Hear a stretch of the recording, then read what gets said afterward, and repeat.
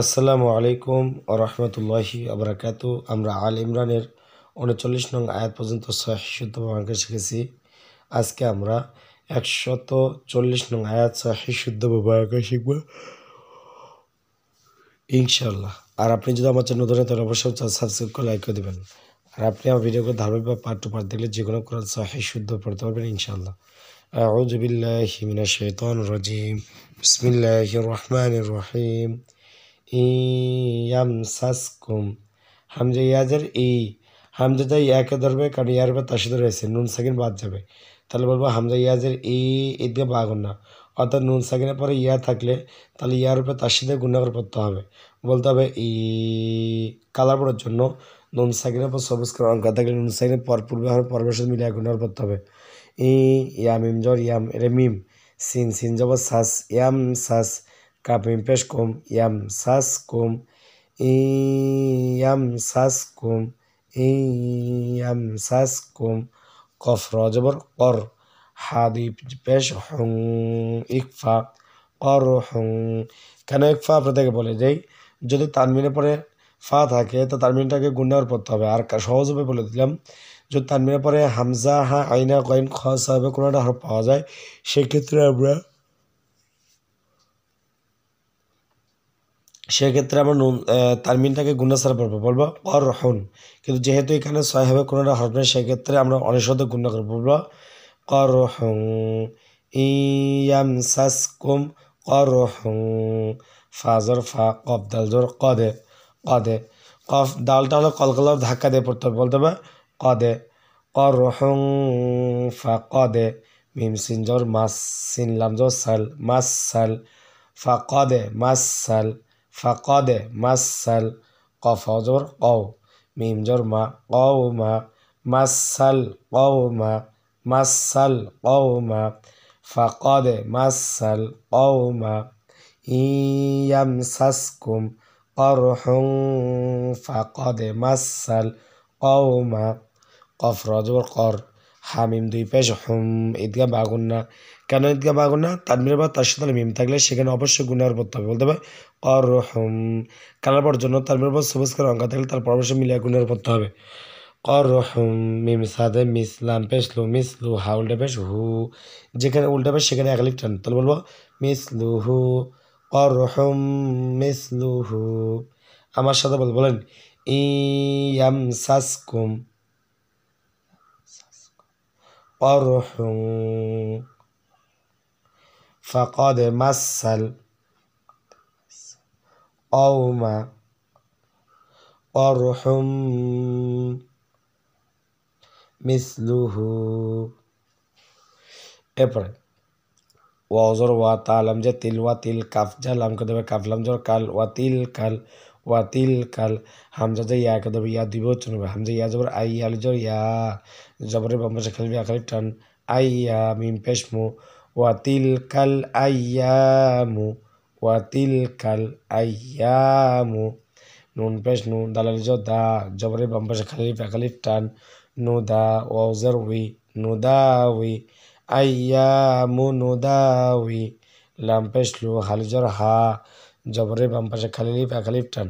তাহলে আমরা বলবো নুদাউইলু হা, ওয়াতিল কাল আইয়ামু নুদাউইলু হা। বায়াজর বাই, নুন নুন জবা নান, নুনে তার সাথে গুণা করা ওয়াজিব। বাই নান, কালার জন্য নুন তার সাথে নুনের কমলা করার অঙ্ক, তাহলে অবশ্যই গুণার করতে হবে। বাইনান, নুনের জন্য না, জবরের বাম পাশে খালি টান, বাইনান না। সিন জাসি, বাইনান নাসি, বাইনান নাসি। তাহলে হলো ওয়াতিলকাল আইয়ামু নুদাউইলুহা বাইনান নাসি। আমার সাথে বলেন ওয়াতিলকাল আইয়ামু নুদাউইলুহা বাইনান নাসি।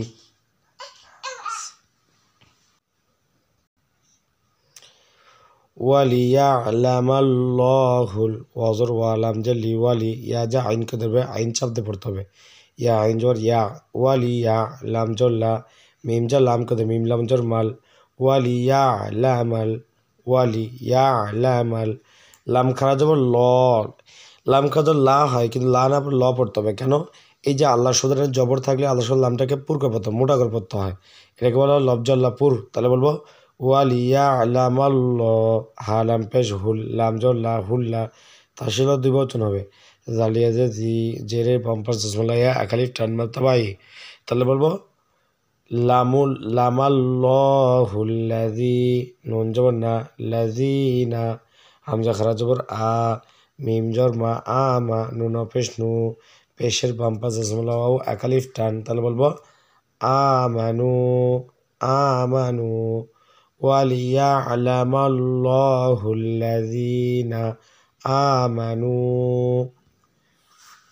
আমার সাথে বলেন ওয়ালিয়ালামাল্লাহুল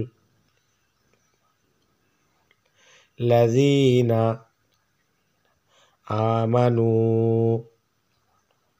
এবার ওয়াজর ওয়া ইয়া তাজব ইয়া তাশদর দুই বচন হবে ওয়ায়াত তাজব তা ওয়ায়াত তা খাজের খিজাল জব যা ওয়ায়াত তা খিজা ওয়ায়াত তা খিজা ওয়ায়াত তা খিজা নুন জের মিন ইকফা কেন ইকফা নুন সাবে কাপ রয়েছে যদি নুন সাকিনের পরে হামজা হা আইনা কয়েন খাস হবে কোনো হরফ থাকতো সেক্ষেত্রে নুন সাইনটাকে গুণ সারা পড়তাম বলতাম মিন কিন্তু যেহেতু এখানে সবে কোনো হরফ নেই বলবো মিন অনেক সাথে গুণ করবো অর্থাৎ ইকফার 15টি তাহলে বলবো ওয়ায়াত তাখিদা মিন কাপ মিন পেশ কুম মিন কুম ওয়ায়াত তাখিদা মিন কুম শিন পেশ হা জবর হা শু হা তাহলে দা মধ্যে মোত্তাসিল চাইল টান যদি কোনো হবে মোটা চিহ্ন বামে গুলো হামজা থাকে তাহলে সেখানে চাইল টান পড়বো হামজা জবর আ শুহাদা আ মিনকুম শুহাদা আ ওয়ায়াত্তাখিযা মিনকুম শুহাদা আ আমার সাথে বলেন ওয়ায়াত্তাখিযা মিনকুম শুহাদা আ এরপরে ওয়াউলাঞ্জর ওয়াল্লাম খারা জবর ল এখানে লা না পর ল পড়বো কেন আল্লাহ সদের জবর থাকার আল্লাহ সদ লামটাকে পুরকে পড়তে হবে লফজালাপুর তারপর হাফেজ হু অল্লাহু লা মানে জবর লা জবরের বাম পাশে খালিফ টান অল্লাহু লা ইয়া পেশ হু হা বাজের হিব ইউ হিব বারবার তাসিদ বা দুই বচন হবে তাহলে বলবো ইউ হিব বা জাফেজ বুজ বুজ ইউ হিব বুজ ইউ হিব বুজ জল তাসিল দুই বচন হবে জল খাজো জ ইউ হিব বুজ জ লা ইউ হিব বুজ জ লাম জের লি মিমিয়াজের মি লিমি নুন জবর না লিমি না এখন তো অক্ফ করি নুনের সাকিনতে মিটাকে আমরা 3 লিটার পাবো না মাদ্দা আসছি তাহলে বলবো ওয়াল্লাহু লা ইউহিব্বুজ জালিমিন লা ইউহিব্বুজ জালিমিন আমার সাথে বলেন আল্লাহু লা ইউহিব্বুজ জালিমিন তাহলে বুঝতে পারলেন কীভাবে পড়তে হবে যদি আপনার কাছে ভিডিওটি ভালো লাগে তাহলে অবশ্যই আমার সাবস্ক্রাইব লাইক করে দেবেন